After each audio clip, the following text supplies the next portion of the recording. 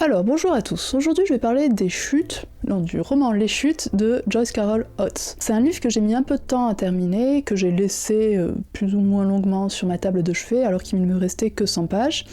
Et j'avais vraiment l'impression que c'est le genre de livre qui ne me dérange pas de ne jamais terminer, de la même manière que parfois on regarde une série Netflix et on ne sait pas trop pourquoi on la regarde.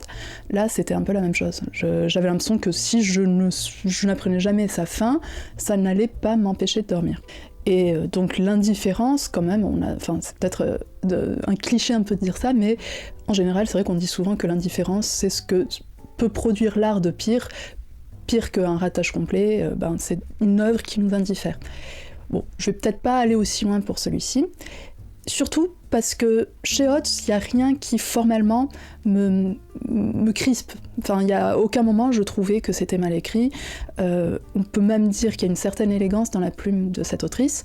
Je trouve que par exemple, elle arrive à la fois à instiller de la poésie dans des passages évocateurs, dans des passages expressifs, mais aussi à rester suggestive quand elle le souhaite, et c'est pas donné à tous les auteurs. On voit qu'en fait, elle arrive à faire confiance au lecteur, qui est quand même, pour moi, la principale qualité d'un auteur, de jamais trop en dire, ou pas assez. Elle arrive à bien ajuster, en tout cas au niveau du style, parce qu'après, au niveau de l'intrigue, peut-être que c'est quelque chose qu'on peut remettre en question. Elle arrive à mettre dans la tête des lecteurs, à planter des petites graines, et donc il y a des passages en plus qui sont très réussis. Je pense par exemple au milieu, à un moment où on quitte l'intrigue principale pour se concentrer sur le personnage du fils royal, où il y a une scène dans un cimetière qui est très bien faite. Et je me rappelle qu'à ce moment-là, je me dis enfin le livre me réveille un peu. J'avais de l'espoir et finalement ça a ronronné le reste du temps. En fait, le principal effet que ce livre a produit sur moi, c'est un ennui poli.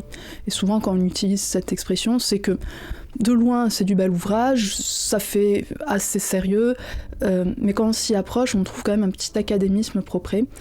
Et sur Babelio, il y a des gens qui parlaient de sa plume comme très singulière.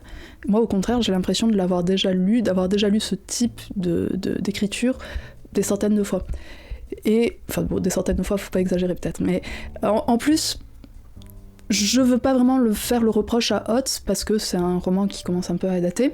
C'est plutôt qu'il y a eu beaucoup d'héritiers, il y a eu beaucoup d'auteurs qui se sont inspirés de ce genre de livres. Je pense par exemple à, comment elle s'appelle, Anna Hoppe, que j'avais lu il y a 2 ans, qui avait fait un livre qui s'appelle Le Rocher Blanc. Et en général, beaucoup d'auteurs qui font des romans choraux. Donc le roman choral, qu'est-ce que c'est ? Je crois que c'est un truc dont je parle assez souvent. C'est un roman qui va se concentrer sur plusieurs personnages, qui va décortiquer chaque personnage, et souvent, ça parle de la famille dysfonctionnelle. Là, en fait, ça va vraiment s'attacher à nous montrer les biais que chacun a, les angles morts, ce qui les empêche en fait de jamais se comprendre tout à fait, de jamais faire preuve d'empathie, et donc maintient le nœud un peu dans la famille. Le problème, et en fait comme beaucoup de romans choraux, c'est qu'ils veulent toujours clore leur histoire sur une scène réconciliatrice où on réunit tous les personnages et où on a l'impression que maintenant que tout a été mis à plat, c'est bon, ils vont pouvoir aller de l'avant, ils vont pouvoir aller vers la guérison ou la résilience ou que sais-je. Et celui-ci fait justement ce cliché-là du roman choral, et s'y vautre. Et en fait, une des forces du roman, c'était de montrer quand même que la famille, dans son sein, dans sa forme même, elle l'empêche d'aller vers l'altérité, elle a un côté un peu vénéneux, et justement avec cette fin très happy end, ça détruit tout ce que le livre s'est chiné à construire sur 500 pages, sur près de 500 pages. En fait, c'est quelque chose que je vois parce qu'en ce moment, je m'essaye un peu à ce genre, c'est pas moi ce genre, mais à cette forme, et sur la fin, je vois le côté artificiel, je vois à quel point c'est commode justement de faire une scène réconciliatrice.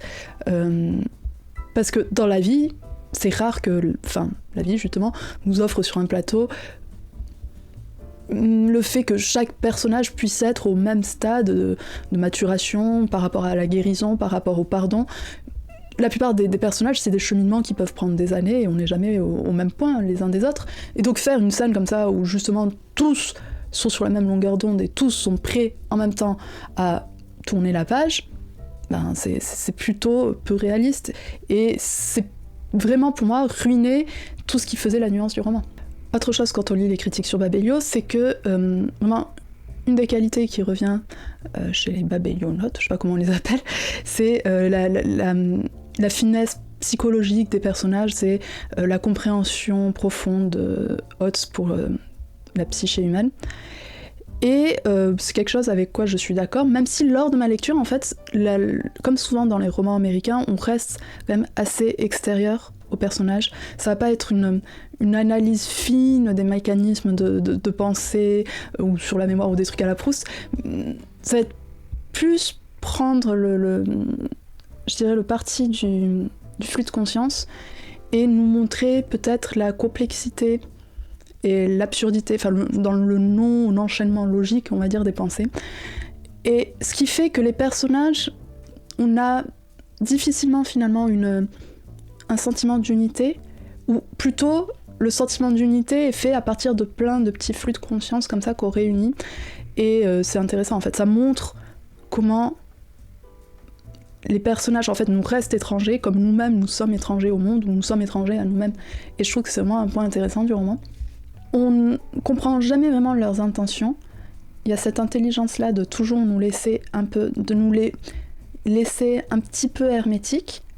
Et à chaque fois que le livre, je dirais que c'est là où vraiment il y a sa grandeur, et à chaque fois que ce livre donc trahit ce parti pris, je pense par exemple à une scène où on nous surligne le background, le passé du père du nouveau petit ami de Juliette, qui est donc la fille.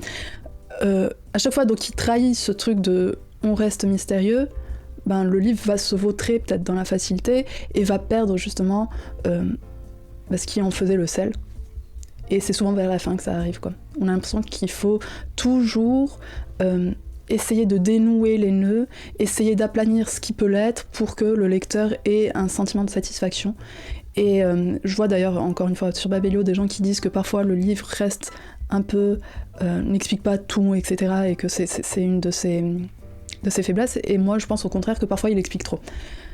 Et autre chose que je reproche en fait à ce type de livre, et c'est aussi quelque chose que je vois quand je scrolle sur Babelio, c'est qu'en général, on dit toujours que c'est une fine analyse de l'Amérique, que c'est que l'auteur tâte le pouls de l'Amérique, et je sais pas si c'est une facilité un peu soit de l'auteur, soit de ses lecteurs, mais je vois que c'est une facilité dans laquelle on peut se vautrer, moi-même, il me semble que chez Franzen, c'est ce que je dis, et qui, je sais pas si elle a vraiment une véracité, quoi.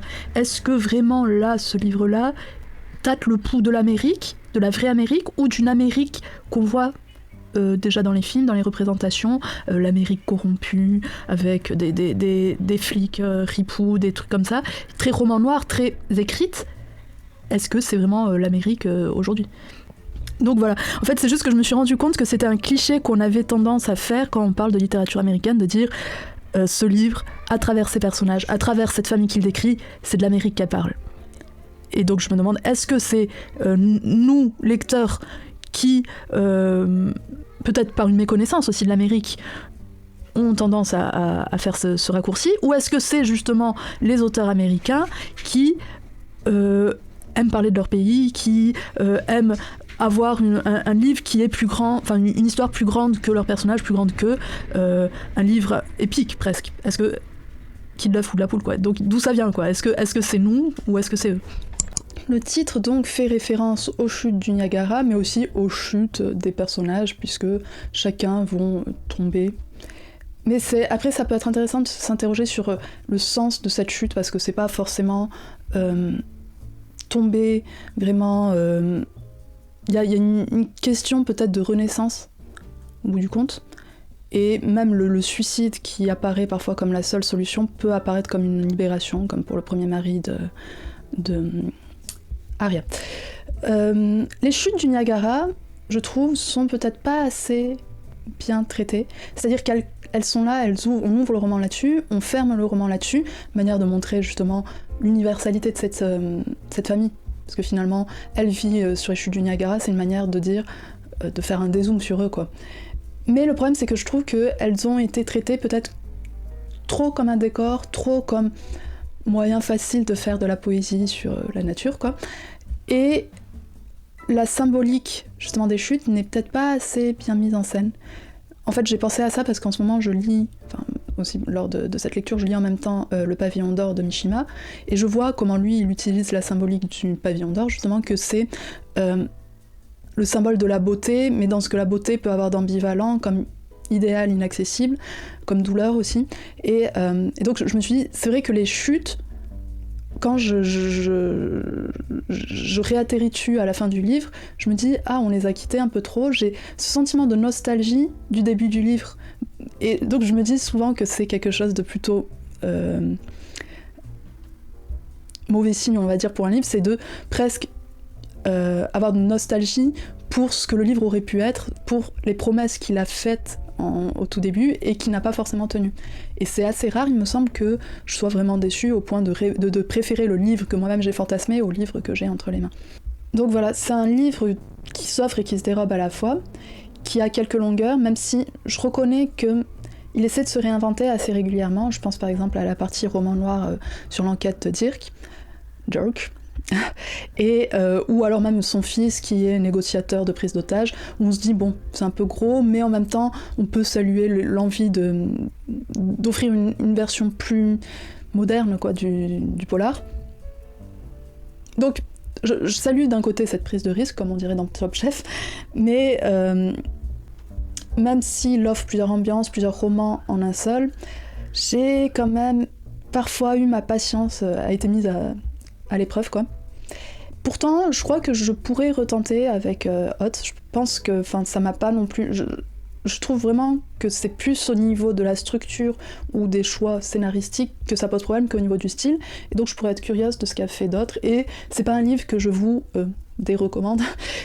Franchement, je pense que vous pourriez le lire, vous pourriez y trouver votre compte. Peut-être que je l'aurais trouvé il y a 3 ou 4 ans, au moment où je l'avais pas lu, peut-être autant de romans coraux dans lesquels j'ai pu reconnaître des patterns, des structures qui se recoupent, etc.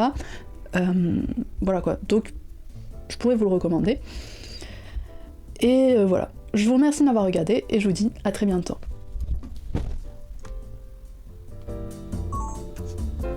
Voici le second numéro du magazine littéraire Shini, qui cette année s'intéresse à la critique littéraire, mais aussi à la droitisation dans le milieu éditorial, au purple washing dans les librairies, et qui propose aussi 2 interviews, dont celle de Philippe Génada, qui est cette année au concours, soit dit en passant.